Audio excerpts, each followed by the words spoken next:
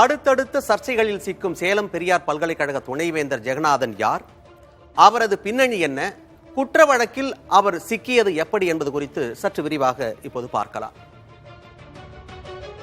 சேலம் பெரியார் பல்கலைக்கழகம் 1997ஆம் ஆண்டு தொடங்கப்பட்டது. இந்த பல்கலைக்கழகத்தின் 8வது துணைவேந்தர் ஜெகநாதன். முன்னாள் அமைச்சரும் அதிமுக மூத்த நிர்வாகியுமான பொன்னையனின் சகோதரியின் கணவர்தான் இந்த துணைவேந்தர் ஜெகநாதன். இப்படி ஒரு உறவு மட்டுமின்றி அடுத்ததாக உச்சநீதிமன்ற முன்னாள் தலைமை நீதிபதி சதாசிவத்தின் உறவினரும் கூட இந்த துணைவேந்தர் ஜெகநாதன். 2021ஆம் ஆண்டு துணைவேந்தரான ஜெகநாதனின் பதவிக்காலம் வரும், அதாவது இந்த ஆண்டு ஜூன் மாதம் நிறைவடைய இருக்கு. கிட்டத்தட்ட இன்னொரு 5.5 மாதங்கள் மட்டும்தான் இருக்கு. சில மாதங்களுக்கு முன்பு பேராசிரியர் ஒருவர், அவர் சுப்பிரமணியன் அப்படின்ற பேராசிரியரோட பேரு, அவர் தமிழக அரசாங்கத்தால நியமிக்கப்பட்ட ஆட்சி மன்ற குழுவோட உறுப்பினர் சுப்பிரமணியன். அவர் மெக்காலே பெரியார் இவங்க தொடர்பான புத்தகங்களை வெளியிட்டார். இங்கதான் சர்ச்சை ஆரம்பிச்சதுன்னு சொல்லலாம்.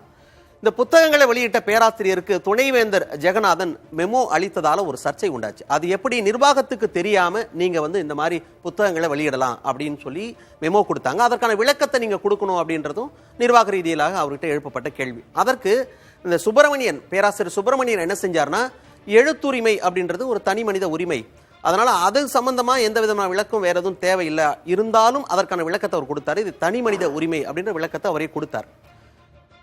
பெரியார் கருத்துக்களை பரப்புவதை எதிர்த்ததோட கருப்பு ஆடை அணிந்து வரவும் துணைவேந்தர் தடை விதித்திருந்தார். என்ன நிறத்துல ஆடை அணிய வேண்டும் என்பது என்னுடைய விருப்பம் அப்படின்னு எல்லாருமே பரவலாக கருத்து சொன்னாங்க. சர்ச்சை எழுந்தது. அதன் காரணமாக அவர் அனுப்பப்பட்ட அந்த சுற்றறிக்கை திரும்ப பெறப்பட்டது.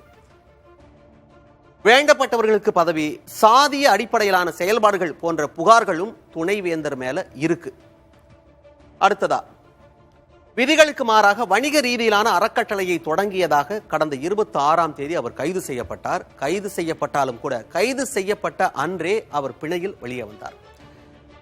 மோசடி, கொலை மிரட்டல், தீண்டாமை, வன்கொடுமை உள்ளிட்ட 8 பிரிவுகளில் வழக்கு பதிவு செய்யப்பட்டது அவர் மேல. கைதான அன்னைக்கே நான் ஏற்கனவே குறிப்பிட்டு சொன்ன மாதிரி பிணையில் விடுவிக்கப்பட்டார். இது சேலம் மாவட்ட குற்றவியல் நடுவர் நீதிமன்றம் தான் அவருக்கு இந்த பிணையை வழங்கி இருக்கு. கைதான அன்னைக்கே அவர் வெளியே வந்தாலும் கூட இந்த புகாரை கொடுத்தார் இல்லையா துணைவேந்தர் மேல, அந்த புகார்தாரர் காவல்துறை இவங்க 2 பேருமே தாக்கல் செய்த மேல்முறையீட்டு மனு, எப்படி பிணை கொடுக்கலாம் அப்படின்னு மனு தாக்கல் செஞ்சிருந்தாங்க. அந்த மனு மீது வெள்ளிக்கிழமை, அதாவது நாளைக்கு வெள்ளிக்கிழமை அன்று அது விசாரணைக்கு வர இருக்கு. ஜாமீன்ல வெளிவந்த துணைவேந்தர் ஜெகநாதன் ஆளுநர் RN ரவியை இன்னைக்கு சந்திச்சிருக்கிறார். அதாவது வியாழக்கிழமையான இன்று சந்திச்சிருக்கிறார். இதுல முக்கியமான விஷயம் என்னன்னா, எதன் அடிப்படையில் நீங்கள் அவருக்கு பிணை கொடுத்தீர்கள் அப்படிங்கிற கேள்வியை இந்த மேல்முறையீட்டு மனு இருக்கு இல்லையா, உயர்நீதிமன்றம் ஒரு கேள்வி எழுப்பியிருக்கு. சம்பந்தமாக விளக்கம் கொடுக்கணும் அப்படின்னு மாவட்ட குற்றவியல் நீதிமன்றத்திற்கு உயர்நீதிமன்றம் வினா எழுப்பியிருக்கு. விளக்கம் கொடுக்கணும் அப்படின்னு கேட்டிருக்காங்க. துணைவேந்தர் ஜெகநாதன் மீது துறை ரீதியான நடவடிக்கை எடுக்கப்படாதது ஏன் என்ற கேள்வியும் இப்போதும் தொடரத்தான் செய்கிறது. இதையெல்லாம் தாண்டி, அதாவது ஆளுநர் சேலம் சென்று பெரியார் பல்கலைக்கழகத்தில் இருக்கிற அதிகாரிகள் கூட ஒரு கூட்டம் நடத்துறாரு, கலந்துரையாடுகிறார். அந்த கலந்துரையாடல் 5 to 10 நிமிடங்கள் மட்டும்தான் நடந்துச்சு. ஆனா அதன் பிறகு துணைவேந்தர் ஜெகநாதனோட ஆளுநர் சந்திப்பு நிகழ்த்தினார் இல்லையா, அது 20 to 30 நிமிடங்கள் வரைக்கும் நடந்திருக்கு. இதை களத்தில் இருக்கிற செய்தியாளர் நமக்கு பதிவு செய்கிறார்.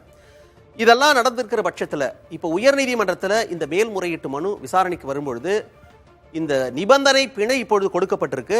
நிபந்தனை பிணையை ரத்து செய்து விட்டால் உடனடியாக அவர் நீதிமன்ற காவலுக்கு செல்ல வேண்டும் அப்படிங்கிறது இப்போ இருக்கிற தகவல்.